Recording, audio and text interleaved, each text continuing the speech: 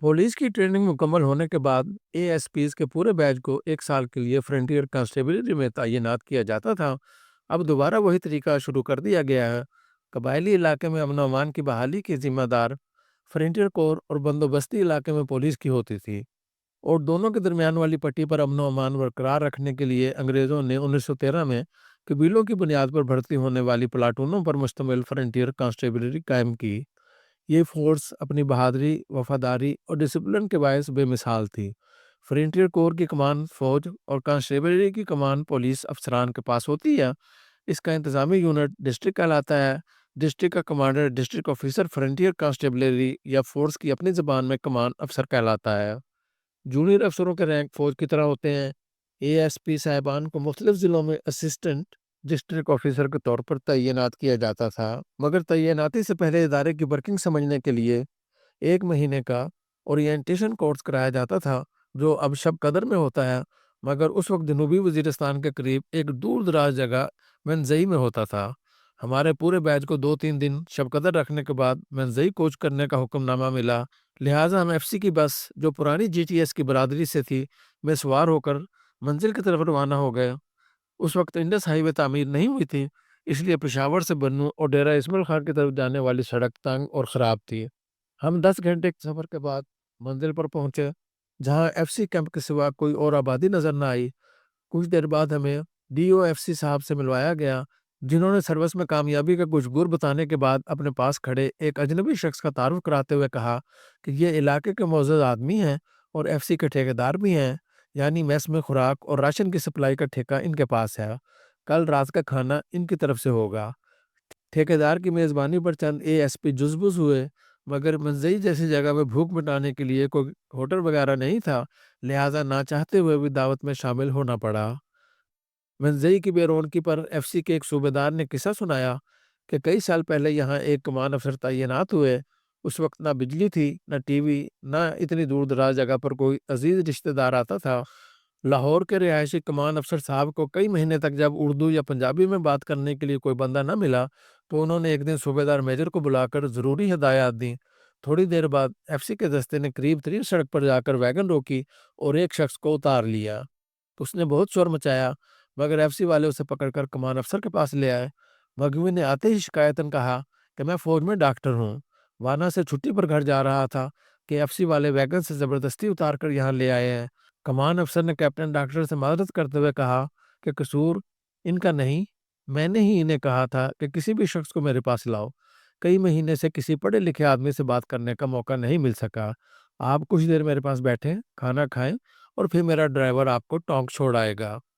3 हफ्ते के काम के बाद तमाम अफसरों की मुख्तलिफ जगहों पर पोस्टिंग हो गई। मेरी तैनाती ओगी में हुई। ओगी मानसेरा से 29 किलोमीटर के फासले पर और एबटाबाद से 1.5 घंटे की ड्राइव पर वादी अगरोर में वाक़ खूबसूरत पहाड़ी कस्बा है। ओगी एबटाबाद से कदरे बुलंदी पर है। साल में एक बार बर्फबारी भी हो जाती है। मुझे एफसी के रेस्ट हाउस में ठहराया गया, जो मेरा मुस्तकिल डेरा बन गया।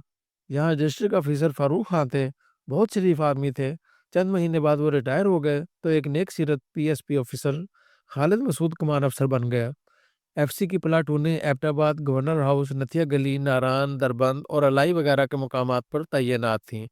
प्लाटूनों के इंस्पेक्शन, उनके डिसिप्लिन और मसाइल का जायजा लेना मेरे फ़राइज़ में शामिल था।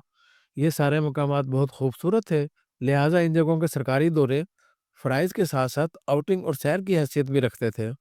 गवर्नर हाउस, नथिया गली जब भी जाते, उसके बरामदे या खूबसूरत लान में बैठकर चाय और पकौड़ों से ज़रूर लुत्फ़ अंदोज़ होते। एक बार खालिद साहब के साथ कागान और नारायण जाने का प्रोग्राम बन गया। ओगी से चलते वक्त मैं बदहज़मी का शिकार था और पेट खराब होने के बायस कुछ भी खाने के मूड में नहीं था। मगर जब नारायण के एफसी रेस्ट हाउस पहुंचे, तो एफसी के जवान अपनी रवायत के मुताबिक चाय के साथ मछली तल कर ले आए। खालिद साहब ने कहा, एक आध लुकमा चख लें, नारायण की मछली बहुत मशहूर है। एक दो लुकमे क्या लिए कि फिर हाथ रुक न सका। 1.5-2 किलो से ज़्यादा खा गया। मछली का नाम मालूम किया तो पता चला कि इसी जालिम को ट्राउट कहते हैं। इसकी अफजाइश बहुत ठंडे मौसम में होती है और बिलाशुबा जायके में इसका कोई मुकाबला नहीं। एफसी के फ्राइज में स्मगलिंग की रोकथाम भी थी। इस सिलसिले में एक रोज़ कराकरम हाईवे पर मैं चेकिंग कर रहा था। चंद गाड़ियों की तलाशी के बाद एक गाड़ी आई, जिसके ड्राइवर ने तलाशी देने से इनकार करते हुए कहा कि पीछे हट जाओ, रास्ता दे दो, एमपीए साहब गाड़ी में बैठे हैं। نائب صوبیدار نے مجھے بتایا تو میں نے سختی سے کہا، کوئی بھی ہو، قانون سب پر ایک جیسا لاگو ہوگا۔ ان کی گاڑی کی بھی تلاشی لی گئی اور غالباً کچھ بلا لائسنس اسلحہ بھی برآمد ہوا۔ اس پر ایم پی اے صاحب ناراض ہو گئے اور پشاور پہنچ کر انہوں نے پہلا کام یہ کیا کہ میرے خلاف اسمبلی میں تحریک استحقاق جمع کرا دی۔ کمانڈنٹ صاحب نے رپورٹ مانگ لی، میں نے رپورٹ بھیجی جس میں رول آف لا کی پرزور وکالت کی گئی تھی۔ ایف سی کے کمانڈنٹ باصول آدمی تھے، انہوں نے مجھے سپورٹ کیا اور معاملہ رفع دفع ہو گیا۔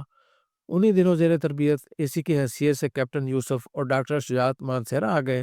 دونوں میرے پرانے دوست تھے، کبھی میں ان کی طرف مانسیرا چلا جاتا اور کبھی وہ اوگی آ جاتے۔